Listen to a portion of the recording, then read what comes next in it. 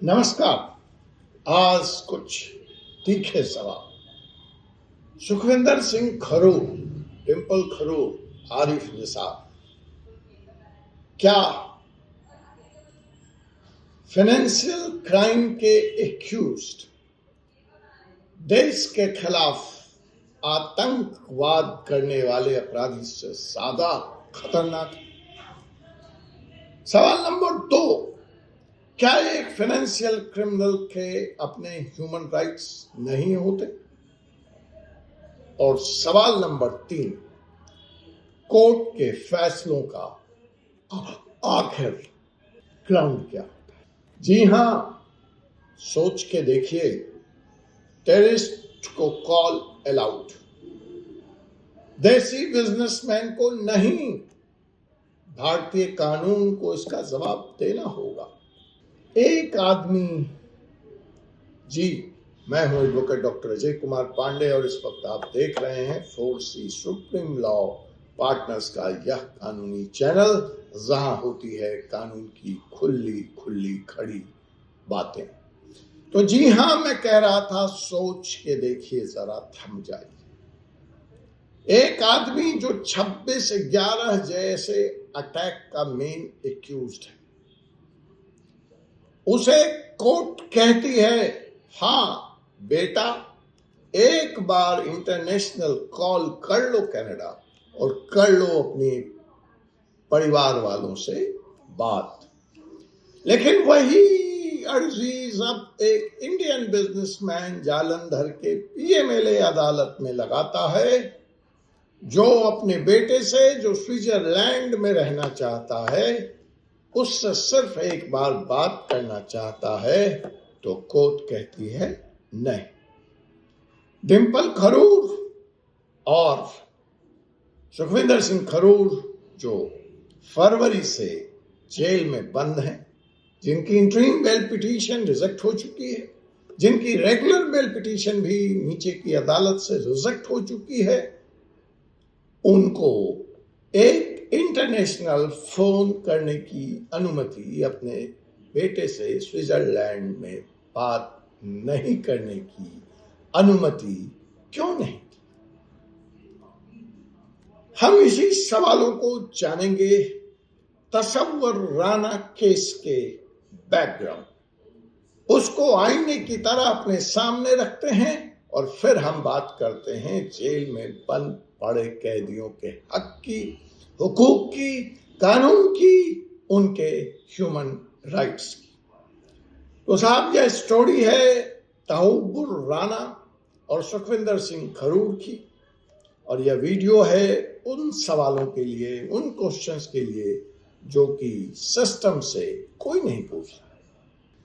So in this video we will try to see this double standard.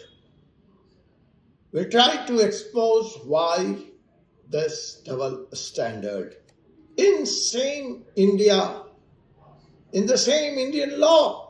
तसव्वुर राणा की कहानी पहले ले लेते। राणा का नाम कौन नहीं जानता? कैनेडियन नेशनल, पाकिस्तानी ओरिजिन का, 26/11 का मास्टरमाइंड, 26/11 के अटैक का एक्यूज्ड। इंडिया ने उसकी एक्स्ट्राडिशन मांगी और मिली।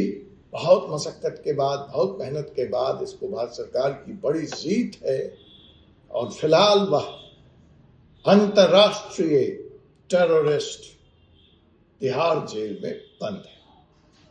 उसने दिल्ली कोर्ट में बोला, मुझे मेरी बेटी से कनाडा में एक बार फोन पे बात करनी। देखिए, सुखविंदर सिंह राणा के खिलाफ ईडी है और वहां उससे भी खतरनाक एजेंसी एनआईए है, जो टेररिस्ट मामलों की जांच करती है, एनआईए। तो साहब, कोर्ट ने एनआईए के ऑब्जेक्शन के बाद वहां अप्रूवल दे दी। लेकिन यहां ईडी के ऑब्जेक्शन को कोर्ट ने सस्टेन किया और सुखविंदर सिंह राणा को अपने बेटे से स्विट्जरलैंड में बात करने की अनुमति नहीं मिली। हां, दिल्ली की कोर्ट ने कहा कि यह कॉल तिहाड़ जेल के प्रोटोकॉल के अनुसार होगा। यह कॉल तिहाड़ जेल के मैनुअल के अनुसार होगा और यह तिहाड़ जेल के सुपरविजन में होगा। ये शर्तें यहां भी रखी जा सकती थी। फोन मॉनिटर्ड होगा और कॉल की इजाजत सिर्फ एक बार होगी, बस। इन शर्तों के साथ सुखविंदर सिंह खरूड़ को भी इजाजत दी जा सकती थी, मैं ऐसा मानता हूं। अब व्यू नाउ के सीईओ सुखविंदर खरूड़ को ईडी ने अरेस्ट किया है। पीएमएलए का चार्ज है, पीएमएलए का केस है, एलिगेशंस मनी लॉन्ड्रिंग का है। अब तक कोर्ट ने गलती प्रूफ नहीं किया है। He is under investigation. Kharud ने भी यही बोला, मुझे अपने बेटे से एक बार बात करनी है, वह अब्रॉड में पढ़ रहा है, माँ और बाप दोनों जेल में बंद हैं फरवरी से। कोर्ट बोला permission denied. Wait, what? Rana international terrorist accused है 26/11 का, कॉल की permission granted. Kharud Indian citizen, businessman, father, husband wife both under arrest, son abroad in Switzerland, call permission denied. क्या यह इंसाफ है? कैसा इंसाफ है? आर्टिकल 21 ऑफ द कॉन्स्टिट्यूशन हर किसी को right to life and personal liberty देता है। जनाब, कोर्ट्स ने बार बार बोला है prisoners to have there dignity. Sunil Batra versus Delhi administration में एससी ने कहा था प्रिजनर्स आर नॉट एनिमल, जानवर नहीं है, they have basic human rights. तो जब राणा को एक मॉनिटर्ड कॉल मिल सकता है तो मेरा सवाल है खरूड़ को क्यों नहीं? Are we using law selectively और इमोशनली? लोग कह रहे हैं यह तो सीधा सीधा कोर्ट का बायस है, टेररिस्ट को ह्यूमन राइट्स, बिजनेसमैन को नहीं। कमेंट करिए आप क्या सोचते हैं, और सोचिए अगर आप जेल में होते, आपके बच्चे विदेश में होते और आप बात नहीं कर सकते तो आपको कैसा लगता? It's just not about law, it's also about empathy. Legal experts बोलते हैं PMLA courts usually treat harshly, especially in economic offense, but selective harshness is dangerous.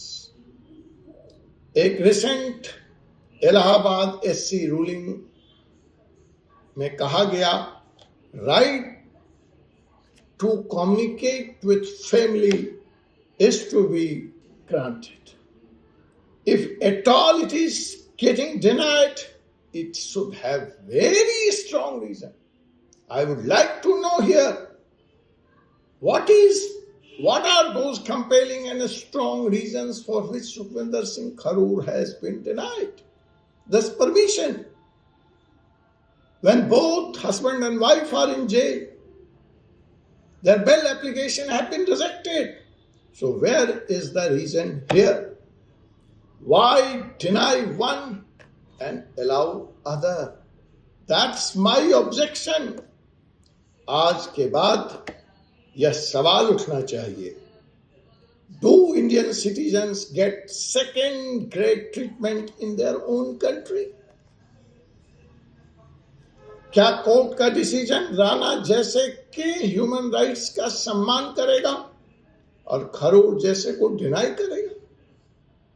देश के बिजनेसमैन को अपनी फैमिली से बात करने के लिए अपील करनी पड़ती है, and that too gets rejected. It's time for the system to reflect. Share this video, tag legal activist, demand transparency in court permission, और याद रखो justice delayed is bad, but justice denied selectively is criminal. This is just not a news piece. This is a question mark I'm putting on entire Indian conscience. उससे भी मेरा बड़ा सवाल खरोड़ दंपत्ति से है, कंपनी से है, प्रमोटर से है। आप यहीं क्यों रुक गए? आप चुप क्यों हो गए? अगर आप निर्दोष हैं, आप लड़िए, अभी भी सिस्टम जिंदा है, आपको राहत मिलेगी। आपको इस रिजेक्शन को लेकर जरूर Punjab and Haryana High court जाना था। अब तक जब से मैं आपके केस को देख रहा हूं, आपका जो स्टाइल है वह सामने से लड़ने वाला नहीं है, वह भाग जाने वाला है। आपका इलाहाबाद हाई कोर्ट ने FIR क्वेश्चन पिटीशन रिजेक्ट किया, आप सुप्रीम कोर्ट में चैलेंज नहीं किए। आपको अकाउंट खोलने की permission Punjab and Haryana High court ने नहीं दिया, आपसे कहा एजुकेटिंग अथॉरिटी के पास जाइए, आप नहीं गए। आप सुप्रीम कोर्ट में भी Punjab and Haryana High Court के उस डिसीजन को चैलेंज नहीं किया। आपके फोन कॉल की परमिशन डिनाइड हुई, आपने चैलेंज नहीं किया। आपके इंटरिम बिल की पिटीशन डिनाई हुई, आपने उसको चैलेंज नहीं किया। आपके रेगुलर बिल की पिटीशन भी डिनाई हो चुकी है। I hope you must be preparing to challenge it in Punjab and Haryana High Court, because the same Supreme Court says jail is the exception, bail is the rule, and in many PMLA cases the Supreme Court has granted bail and has talked about giving bail. आज की इस video में बस इतना ही साथियों, आपसे पुनः मुलाकात होगी एक और विषय के साथ अगले वीडियो में। तब तक के लिए मुझे एडवोकेट डॉक्टर अजय कुमार पांडे को अनुमति दीजिए। जय हिंद, जय भारत, जय संविधान।